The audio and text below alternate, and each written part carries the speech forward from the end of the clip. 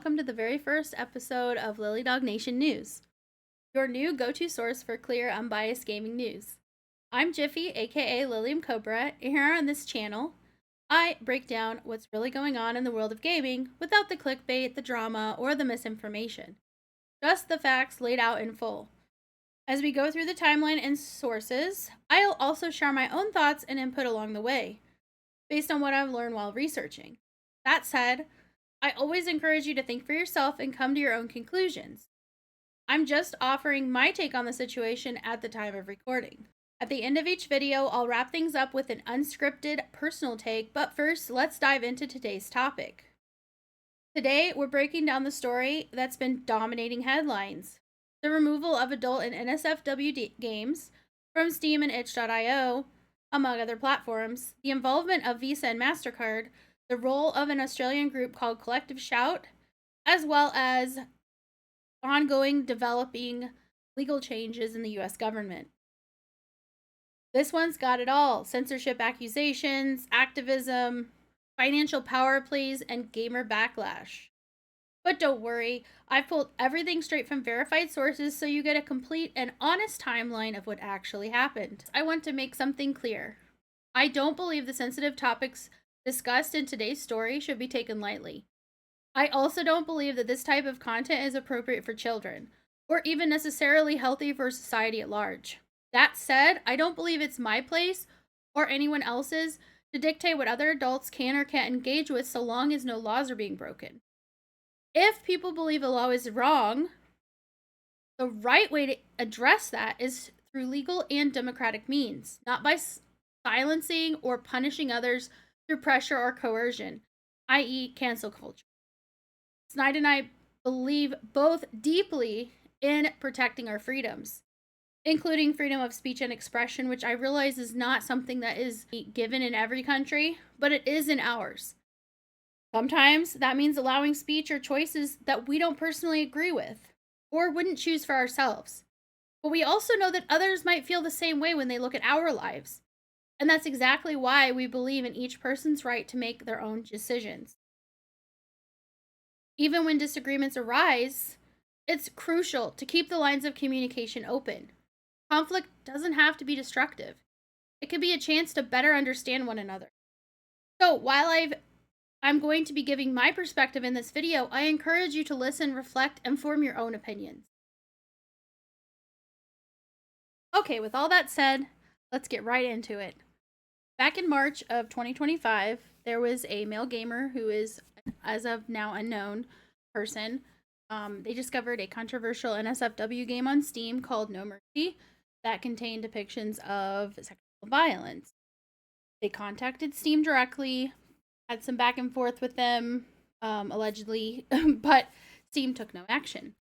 So then they reached out to Collective Shout, which is an organization that works to fight certain social injustices, I suppose, in media. So on March 29th, the Australian activist group Collective Shout got involved. They published a blog post and started a campaign to have the game removed, and they quickly mobilized supporters in doing so. So with that, between April 7th and April 13th, there were over 3,400 emails that were sent to Steam. A petition on change.org reached almost 70,000. I know it's been claimed on several platforms that it was over 70,000, but it actually wasn't, as you can see. Not quite 70, but close. Those signatures on the petition, and then also combined with Australia's classification board officially banning No Mercy in Australia, which I will get to in a moment. And on April 12th, the game's developer voluntarily removed it from Steam, but Steam still gave no public response. So here we have public outcry, petitions, and then Australia's classification board officially banned No Mercy in Australia only. But let's look at why.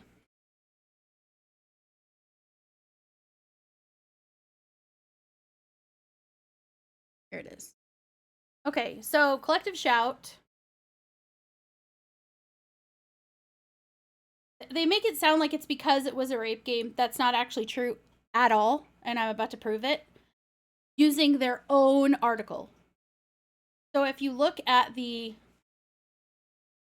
actual verbiage in this letter, it actually had a lot more to do with a legal loophole than anything else.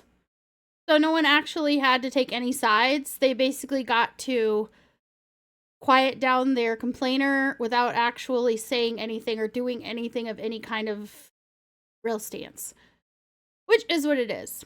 Good for them, right? So they said, thank you for your email inquiry of April 6, 2025, regarding the computer game No Mercy. And they explained that their national classification scheme, which is, furthermore referred to as the scheme, is a cooperative scheme established and maintained by agreement between the Commonwealth and all state and territory governments in Australia. The Classification Act 1995 provides for a national classification code, furthermore referred to as the Code, and classification guidelines for films, computer games, and publications, furthermore referred to as the Guidelines. Ooh, sounds so cryptic. In Australia, it is a legal requirement under the scheme that films, computer games, and certain publications be classified before being provided for sale or hire. The Commonwealth is generally responsible for the classification of content through the Classification Board. The states and territories are generally responsible for enforcement through complementary legislation. Under this Classification Act 1995, previously referred to, computer games must be classified by the Classification Board, an approved classification tool, or an accredited classifier before they can legally be made available to the Australian public, unless exempt from classification. Unclassified games cannot be sold, hired, advertised, or distributed in Australia. The computer game No Mercy is unclassified and has now been removed from sale from the Steam platform in Australia. So in other words, despite the reasoning and then the claim of their victory, Collective Shout's victory in this was purely because of a legal loophole. They could have put a petition out for any game. It could have been a game about pixies that are fluffy and cute, no violence, they're just adorable, and all you do is train your little cute, pets. And they would have succeeded if they were not classified by an approved classification board, tool, or classifier. Take that for what you will, okay? I'm just going to throw that out there, all right? I just wanted to clarify that because that has been thrown into all kinds of twistedness, and I can't stand when people take facts and they twist them into their own purposes. It irritates me. Anyway, on May 26th, after finding nearly 500 similar games on Steam, so now remember, the game has been voluntarily removed by its developer at this point on April 12th. Okay, so we've got about a month and a half later almost, and now they're like, okay, well, we've got a taste for blood. Let's go for the kill. We've got 500 more games. We're going to go after Visa, MasterCard, PayPal, all these payment processors. Mommy didn't give us what we wanted, so let's go to Daddy, okay? This is what we're going to do. We got this. So they put out a formal open letter to Visa and MasterCard and others, which I will show you. So the open letter is here. They're basically telling these platform CEOs that they're going to take it as they are pro all the bad things, you can see it in the title. You guys are pro these things unless you stop doing business with them. You're pro these things unless you refuse to allow them to have any of these games on their platform, which I have to say, I really I really have to say something. Every single platform out there, with maybe a few exceptions, I don't know. I'm just saying these guys control the vast majority of interactions that happen, financial interactions, purchases, including, but not limited to, things that include this sort of thing online. They're just going after games because it's not movies, it's not music, it's not whatever, right? To me as a gamer, games are like movies that you get to interact with in a way that allows you to see the story from a different perspective. There are plenty of movies that portray things that are incredibly hard to watch, incredibly offensive, incredibly unacceptable for many people, and definitely not appropriate for children. And is it true that children could check the little box and say, yeah, I'm totally 18, I'm totally 21, I'm totally the age, that whatever age you want me to be, so I could watch this thing that I want to watch? Absolutely they can. Do all of these payment processors still do business with all of those companies? Yes. Because there are things in place that allow parents to be parents and restrict what their kids can watch, how many things their kids can watch, all the things, right? So part of this, I think, is honestly a failure of people to understand whose responsibility certain things are, and a failure to understand that you can't just step on other people's rights without stepping on your own. But I digress. So after the formal letter that was sent out on July 11th, just 5 days later on July 16th, Steam updated its content policy to comply with payment processor standards. They didn't actually change much about their own policy, but rather just said, kind of see payment processor standards, like must meet payment processor standards. In other words, don't look at us, look at that over there. Kind of as a catch-all so that they didn't have to worry about non-compliance, So on July 24th, itch.io took an even bigger action pretty much to cover their own butts, because that's pretty frightening if you're a vendor and one of your main sources of being able to take payments from people says, hey, yo, stuff. And you're like, okay, I better try and hedge this off. Like, I gotta do something here. And because it was pretty clear that the payment processors reached out to the platforms. And here's why I say that. Because, so basically, Valve said, hey, payment processors said, no, so we say no. And then there was a huge backlash towards payment processors saying, hey, you guys are using money to swing around your proverbial D and say, do what I say, yo, or else. And they were like, no. This isn't what happened. And tried to put it back on to Valve, aka Steam, and say, no, they made these choices because we told them that things have to be legal. It's like, no. But no laws were being broken. Not in the States anyway, right? Not at the larger scale. Yes, in Australia, there was a code that was violated because they didn't actually go to some board and have them give it a classification. But that's not, generally speaking, that's not really the point of this whole thing, right? Like, I think we can agree that's not the point. That just happened to be a byproduct.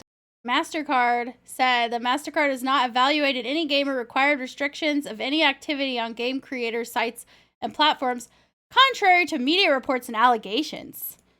Okay, well, let's see what you have to say. Our payment network follows the standards based on the rule of the law. In other words, we don't make decisions based on feelings. We only look at what the rules say. Put simply, we allow all lawful purchases on our network. Liar, liar, liar. I'm not the first person to call you out for this lie.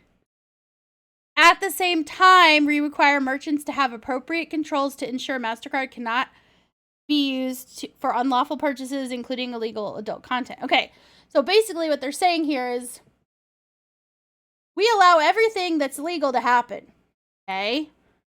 We require merchants to have appropriate controls to ensure that things aren't illegally obtained and that things aren't being illegally created or displayed and all that good stuff, right? I want to be clear right now, myself, that at the end of this video, I'm going to give a little brief showing grown-ups, parents, grandparents, guardians of children, okay? How to set up parental controls on a child's account. I'm going to say it. If you have a young child, if you have a child that is on Steam and you do not have it set up for parental controls, you need to do so. That is a responsibility of those that are in charge of the children, whatever child is involved. And also know that by default, all these inappropriate things are automatically turned off. You have to go into the settings and turn them on. So I'm just saying, keep that in mind. I'm going to show how they're liar, liar, pants on fires. MasterCard's own rules. Sale of a product or service, including an image which is patently offensive and lacks serious artistic value, or any other material that a corporation deems unacceptable to sell and connect with the mark. The mark is their brand. So basically what this is saying is, if we don't like what it says for our brand, this is for any company, okay? Honestly, this is what a lot of them do. And they will say this. I'm about to go into this at the very end of the video, which is getting close. There are legal things that are in the making right now to make it to where they can't do this. They can't just say, well, it makes our feels feel bad, so we're going to blacklist you. They won't be able to do this if this law passes. Itch.io, to cover their butts, they found 20,000 NSFW titles. Basically what it sounds like they did, they took everything that had the NSFW, not safe for work, tag on it, regardless of whether or not it had anything to do with the titles like what they were talking about. And they de-indexed them. In other words, they would not show up in the searches no matter what, right? So they could go and look more closely at them. That wasn't like we're going to give everybody what they want. It was more of we don't want to lose contracts because, I mean, we're no Steam, right? On July 26th, the Australian reported on the takedowns. A Collective Shout's founder revealed she and her team had received threats and harassment in response to the campaign. I haven't seen any of that. So I'm not going to confirm or deny that myself because I haven't seen anything to the contrary or to prove it that actually happened. I will say that sort of thing is not anything I would support.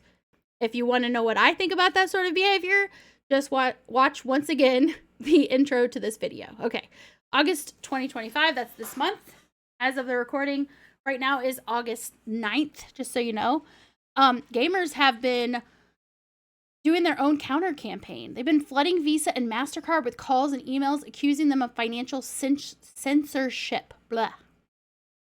A petition opposing the approvals passed 205,000. Well, I'm no math genius, but if this had been a vote and all of those people that signed and all the people that signed the other petition for Collective Shout had also voted, I'm guessing we all know who would have won that vote. Around that time, MasterCard denied direct involvement, while Valve claimed processors cited brand risk. Itch.io began restoring free NSFW content, and GOG launched its protest campaign, freedomtobuy.games, giving away 13 delisted titles for free. Sorry, I believe that's over. It was only for like 2 days. And that's been days and days ago. It's been like a week ago as of right now. While all this was unfolding, it's worth noting that back on February 4th of 2025, before any of this started, the Stop the Censorship Act, H.R. 908, which I'm going to show you in a second, was introduced in Congress. That's in the United States. This bill would limit online platforms' ability to remove lawful speech simply because they find it objectionable. Months later, it's still stuck in the slow gears of the U.S. legislative process. So here's the bill. Look at it in all of its glory. First, I just want to make it very clear, I'm not a lawyer. Nothing I'm about to say should be taken as legal advice. I'm simply reporting what I've read and explaining it in a plain English so that you can understand what's in this bill and what it could mean for gaming, social media, and other platforms of media.